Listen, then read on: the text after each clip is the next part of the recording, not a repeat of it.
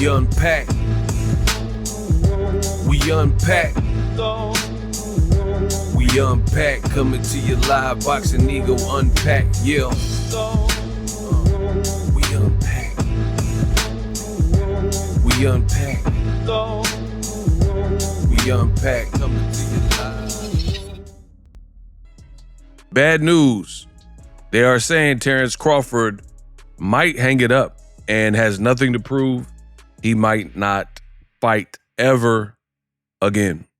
That's what I want to talk about in this video. Terence Crawford, the question remains, will he fight again? Now, I've already talked about this topic. I was actually the first person on YouTube talking about it because Eddie Hearn did a recent interview and he says, basically from his understanding, it's Canelo or bust. If Crawford can't get the mega fight with Canelo, he's probably not coming back. That's what Eddie Hearn believes. Now, I get it. Crawford is not signed to Eddie Hearn, so he may not know. However, he is aligned with some of the same people like Turki Al-Sheikh, who has been working with Terence Crawford, right? So we can't just dismiss it altogether and say like, oh, this doesn't have any legs, because Eddie Hearn worked with Crawford on his very last fight.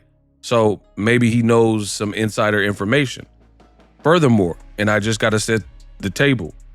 Furthermore, Turki Al-Sheikh was on X Spaces, formerly known as Twitter, and he says that he's going to send Crawford an offer to fight Virgil Ortiz, but he does not think he will take it. So you're hearing from promoter Eddie Hearn, who worked with Crawford on his last fight, and Turki Al-Sheikh. Now, ProBox TV, they had their panel talk about, will Crawford retire? You know, what's next for him? And talk about this very subject that I've already made a video about, right? And I gotta say this, boxing commentary right now is looking real watered down. That's my honest opinion. I was listening to this panel and the opinions just sound like almost like void of like realism. And I think there's a lot of like just butt kissing, and people aren't going to tell you the truth. But on my channel, I got to keep it real and let you know how I feel. So particularly, I was in disagreement with a lot of what was said. For example, to give you guys an example, and you guys can listen to the interview yourself to see what you agree with and what you don't agree with or whatever. But I felt overall, the panel in general, they were trying to make it like Crawford has done so much in the sport of boxing that he can pick and choose, and they are acting like they understand if Crawford only wants one fight in all of boxing, and if not, he wants to retire. Now, we can't tell a person when to retire or when not to retire, but the reason I'm saying the boxing game is getting watered down is because of statements like that. You are advocating for an active champion. He relinquished his belts at welterweight, but he beat Madrimov, so he's a 154-pound champion.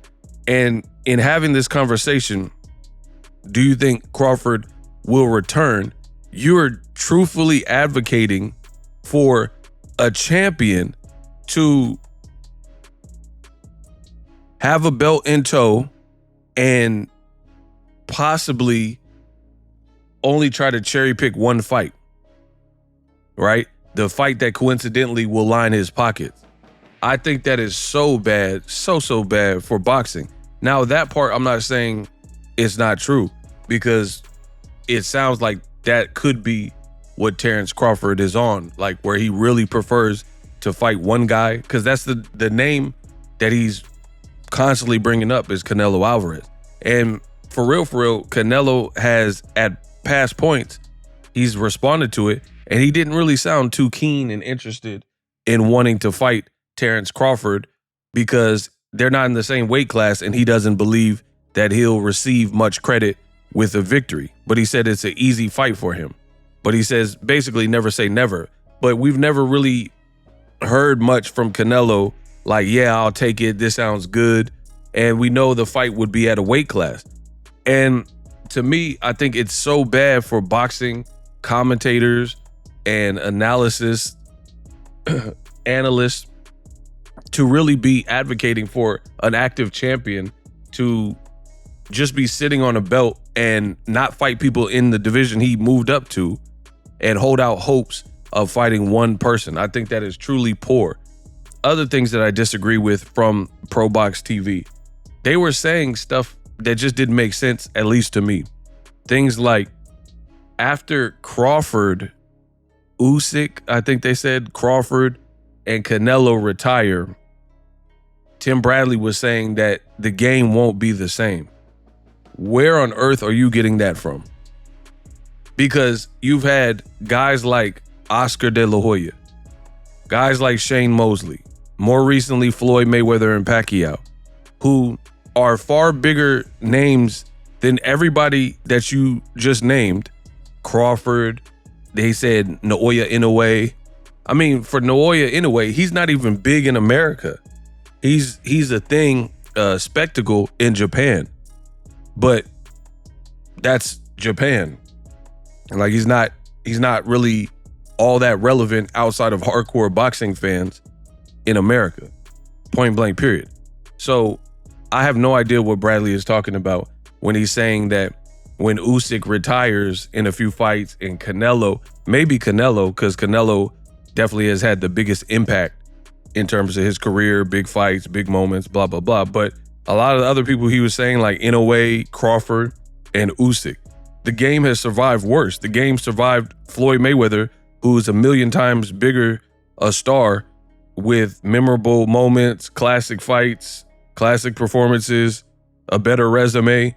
And Floyd retired and the game didn't just disintegrate. You still have, like, Tim Bradley didn't even mention Gervonta Davis as he's saying this. He's like, oh, after Usyk and Inoue and Crawford and Canelo retire, who does the game have? That's what I'm saying. These takes are terrible. These are terrible takes. People, they get mad at my channel and say, oh, Ego, you're just a YouTuber. But I'm a YouTuber that doesn't have terrible takes. You see what I'm saying? How can you not even mention and utter Gervonta Davis's name when you're saying the game won't be the same? Gervonta Davis is like 30 years old and he's one of the faces of boxing right next to Canelo Alvarez, right? He's exciting to watch. You didn't even mention his name. So I could tell that it's coming from a biased place, right? So I didn't think a lot of what was saying, again, in a way, is not even relevant in America. And you're talking about the game will be sad. Hardcore boxing fans only account for so many people. And the thing with Crawford is he's a talented fighter, great fighter, skilled fighter, but he's 37 and he never really made a true splash. And then his biggest moment that most people can agree on is Errol Spence fight. And a lot of people think something was possibly wrong with Errol Spence or he wasn't the same since the car accident. And then his follow-up was to fight on a different platform. And it wasn't a big deal in America against Madrimov, a guy with 11 fights. And then on top of that, people said your performance was kind of mid. So it's not going to be this big void when most of those people outside of Canelo retired. Another reason why that sounds so foolish from Tim Bradley is because Crawford is not even active. For the last 4 or 5 years, he's legit fought one time a year. In 2020, he fought Kell Brook. At the end, it was like, we're talking about like November, December, October, November, December. So he didn't fight for the whole first half of the year. And if you look at 2020, the year we had the pandemic, he had one fight with Top Rank, and that was Kell Brook at the end of the year. The next year, in 2021, you know, he had one fight, right? 2022, he had one fight. 2023, he had one fight. 2023 was Errol Spence. Before that, it was Kell Brook, I believe Sean Porter. This is off the top of the dome. Sean Porter was his only fight that particular year. And then he fought David Avocado, and that was his only fight at that particular year. So for about 4 or 5 years running, Crawford hasn't even been an active fighter. And I just told you, he's not like a big, massive superstar. People respect him Yes. Great fighter, yes. But he has not transcended just pure boxing fans and captivated audiences like a Pacquiao, De La Hoya, Floyd Mayweather, or Conor McGregor in the UFC, etc. He didn't really become a household name. So what is Bradley even talking about? Talking about when Crawford leaves, this is going to be this like gaping hole in the game. Crawford's not even fighting frequently. And then now the whole premise of the question on this particular segment is if Crawford will ever fight again. So for me, I stand by what I just said. I think it is a bad look if Crawford, I can't tell a man when to retire and when to stay. And it sounds like the cast on the Pro Box TV, they were kind of enabling Crawford to do what he's done. I don't know what it is. I think because Crawford is a good fighter and he has great skills, and he's a good boxer. So I think people have this level of like almost empathy for him.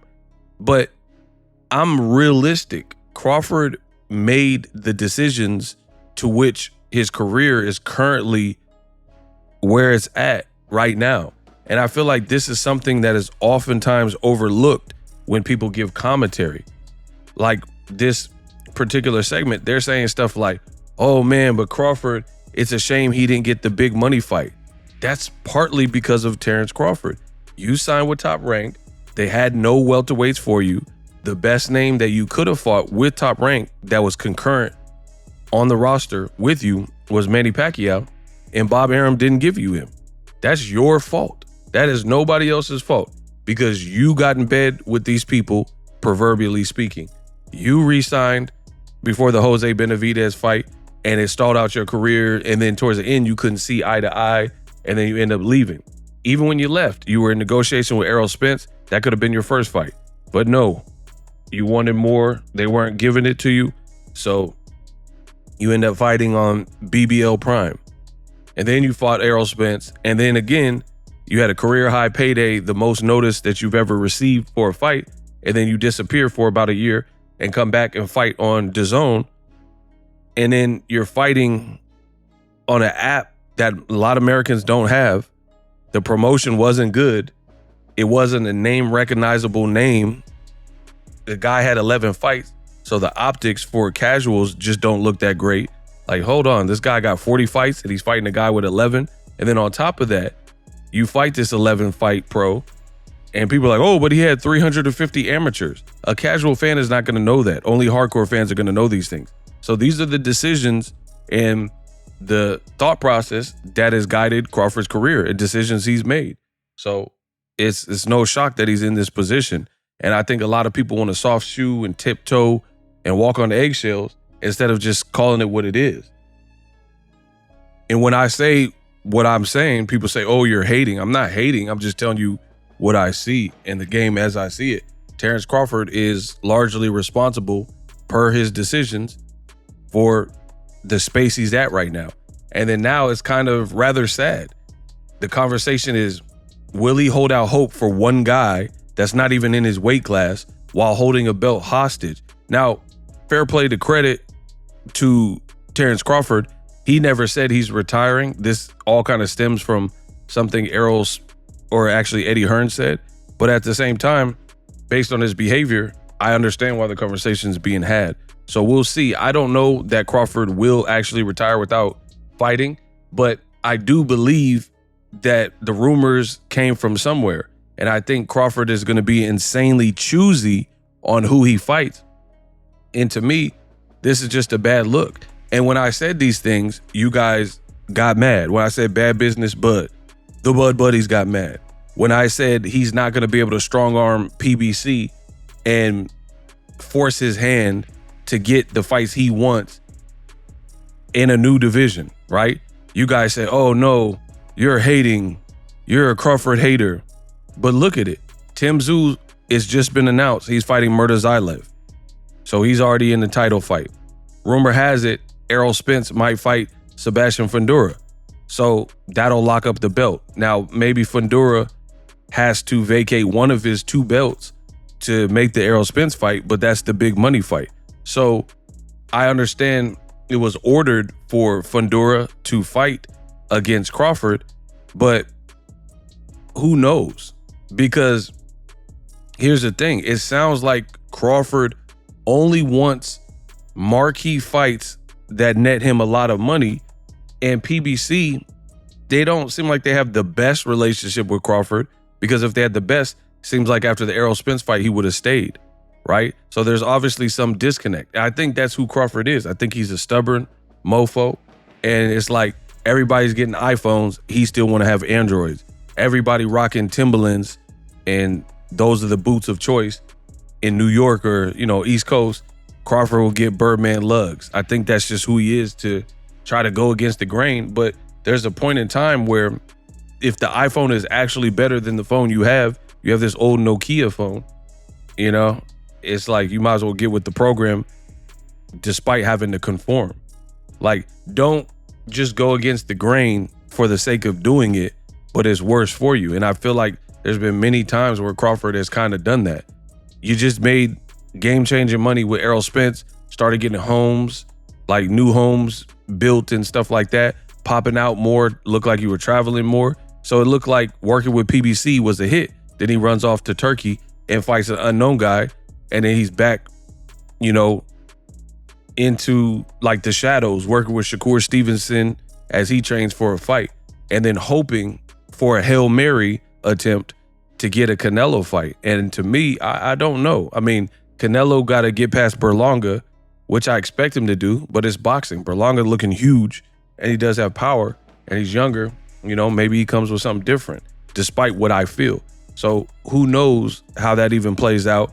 And just to be sitting around as a champion, and this is what Pro Box TV is kind of condoning. Oh, Crawford's earned the right. They were saying stuff like he's earned the right to just sit around and decide.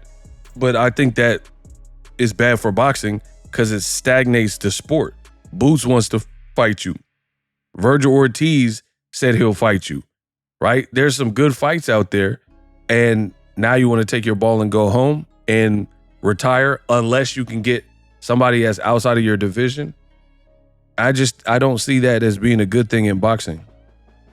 And if you look throughout history, name a fighter with a resume that's historically great and been remembered, like Roberto Duran, Hagler, De La Hoya, Floyd, Mayweather, right? The Oscar De La Hoyas, the Felix Tito Trinidads, the Shane Mosleys, the Pacquiaos, right? All these, Miguel Cotto, Zab Judah. The common thread between all these random fighters is they had a body of work that everybody respects, right? Floyd had classic fights. Shane Mosley had 2 fights with De La Hoya, fought Pacquiao. He also fought Mayweather, right? He fought Winky Wright. So Shane Mosley's body of work speaks for itself. When you look at the whole situation with Terence Crawford, I really don't feel his resume screams that. If you compare Shane Mosley's resume, win, lose, or draw, to Terence Crawford, we're not talking about the same things. Terence Crawford didn't fight oftentimes that same echelon. And then you have commentators who are like almost kissing up to the idea of him having made these choices, fought who he fought, got to the point where he's pushing 40, and then believe he's just entitled to a Canelo fight. But he hasn't proven star power. He doesn't have the stats. Everybody is acting like it's some woe is me, but it's just business. There are guys like Ryan Garcia, love him or hate him, at age whatever he is, 26, 27, he's marketed himself to the point where he's making big paychecks, to the point where I don't know, because I don't, I'm not in everyone's finances, but I would strongly say that Ryan Garcia, in less time, without even being a champion ever, has branded himself to the point where he made more coin than Terence Crawford probably has, right? At least in, like, if we looked at the last 5-8 fights or whatnot, because Ryan fought Gervonta Davis and it did over $1 million. Like, in one fell swoop, has Crawford received that? You know what I mean? And the other thing is, people have likened Crawford to a boogeyman of sorts, right? They say, oh, Bud, nobody wants to fight him. And Bud himself said that. He said, when I was with Top Rank, I called out all the welterweights and they didn't want to make none of those fights. But here's the thing. PBC didn't owe you anything. You weren't signed to them. So while you were calling out as an outsider, PBC fighters, the PBC fighters were fighting each other, representing good business, doing good live gates, doing good viewership, making money, and they were worried about that. And then when you finally became free, you end up getting the Errol Spence fight. You see how this works, right? So that whole duration was kind of wasted time because the key guys were Crawford, but he can't fight himself, and the PBC welterweights. PBC had almost all of the top talent in or around that division. Mikey Garcia, Danny Garcia, Sean Porter, Errol Spence, Ugas, Keith Thurman, right? Robert Guerrero, Berto. They had like all the, anybody with a name outside of Crawford, PBC pretty much had. And then now you think you're going to just spring up. You have no numbers that even rival some of Canelo's lower numbers. Canelo did over 1 million pay-per-view buys with Julio Cesar Chavez Jr. So what can you really offer to Canelo to the point where he wants to take the risk to fight you as a smaller person, and he's not going to get that much credit? He could fight Berlanga and make top dollar more than anybody in boxing pretty much. You see what I'm saying? And I think a lot of people who are commentating on should Crawford fight again and things like that, they're just simply not being realistic. To get the Floyd Mayweather $100 million guarantee for fights, it was effort. He had to brand you. It wasn't just being a good fighter. He had to brand himself. He had to become that dude. He had to have a strong resume. Like, these are some of the characteristics and some of the ascension that Floyd Mayweather and the Pacquiaos had. Pacquiao, look at his resume. He fought Eric Morales multiple times. He fought Barrera. He fought 4 times Juan Manuel Marquez. He fought Floyd. He fought Cotto. He fought Margarito, right? This is Pacquiao. He fought Keith Thurman. He fought Ugas. Like, even his last fight, he fighting top shelf work, top rated guy, champion, Ugas. You know what I mean?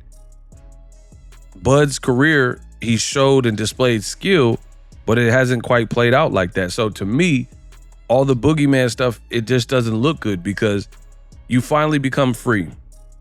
You finally get to a point in your career where maybe you can call some more shots, and fight more frequently.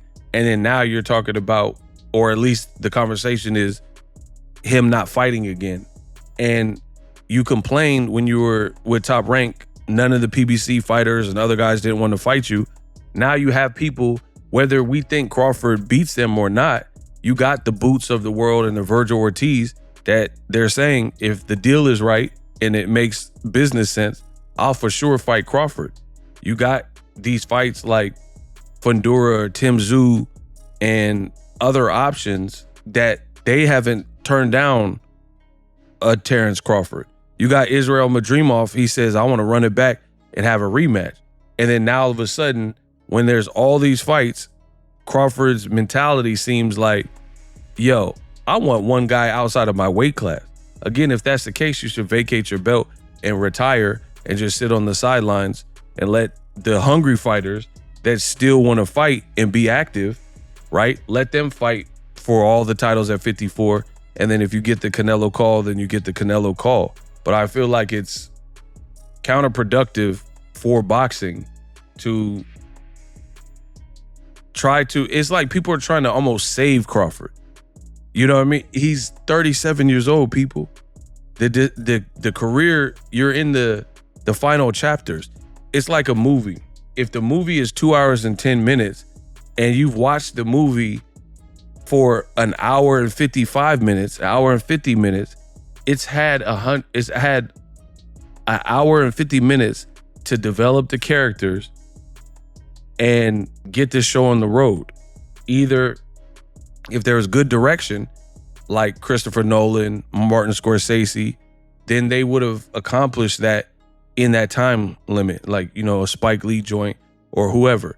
You have a good movie. You don't wait till the last 10 minutes of the movie, and then now you want to start making us care about the characters. You had to build and have the character development from the beginning, right? Like the Malcolm X. The Denzel movie Malcolm X. You can't make us care about Malcolm X in the last 5 minutes. You can't make us care about Forrest Gump in the last 5 minutes. You had to spend the whole movie showing us who Forrest Gump was as a boy to a man, things he'd been through, where he went, the places he went, the people he's seen. That's the movie. That's the Robert Zemeckis movie, right? And I feel like at age 37, people are trying to all of a sudden switch it. Like Turkey's like, oh, let's make Crawford into a star. I mean, good luck with that. Good luck trying to make someone into a star who is not really doing anything extra to promote and wants to potentially sit on the sideline, not fight Boots, not fight Virgil Ortiz, not fight these fights that could be at least better than what you were fighting on Top Rank, right? And then now you're being choosy, like, oh, it's going to take mega millions to get me motivated and stuff like that. I think that's just so bad for boxing. Let me know what you guys